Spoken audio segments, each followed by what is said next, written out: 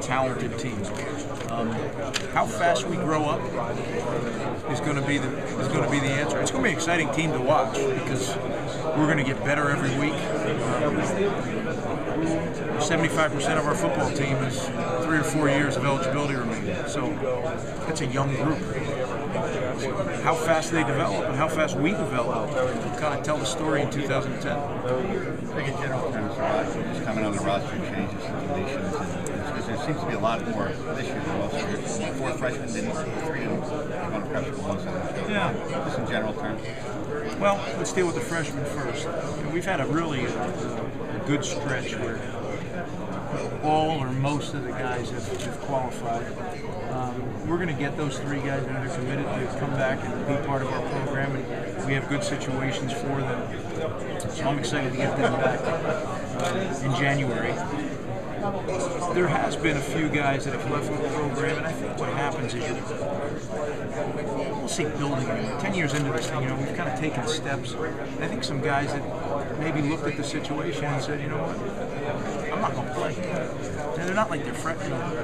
They're older, more established guys that look at the handwriting on the wall. And as I talk with all of them, I tell them, look, you're great. They wouldn't still be there if they weren't great people. I said, you're welcome to stay. It's going to be awfully hard for you to compete right now with where the thing that I like is our guys are realistic enough. They come to me.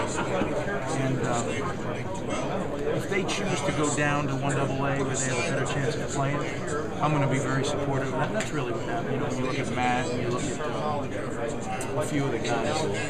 What's that? Eddie Poole. Yeah, there's some walk-on guys that, again, we've had great success with walk-ons. I mean, really, captains, NFL players that are walk-ons. And I think that's one of the things that intrigues guys, and they come and give it a try. Sometimes I wish they'd give it a little bit of time, because it doesn't. But again, if a young man comes into me with a well-thought-out plan, hey, coach, this is what, and usually it's not the first time. I always encourage them, keep going at it. But if they come to me and they've been in the program for a while and they see that this isn't going to work, then I help them get to the best place they can, the best foot for them. So I think it's I don't look at it as a negative. I look at it as a sign of us continuing to move forward. And as long as we can help them get into the best situation, which we did. The good thing is with all the contacts our assistant coaches have, I think we've been able to help them land all in good places. Kirksey, he was up on campus.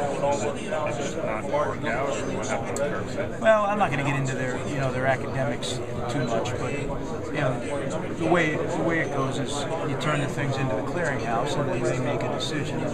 We actually could have kept him around for a little while, but I think it's time for him to get moving on to this brief next step, and then he'll be back with us soon enough. So, is the plan for those 3 to come back in January?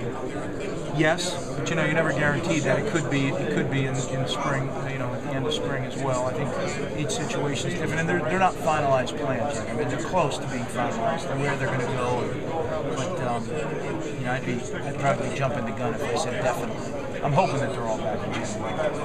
I know you can't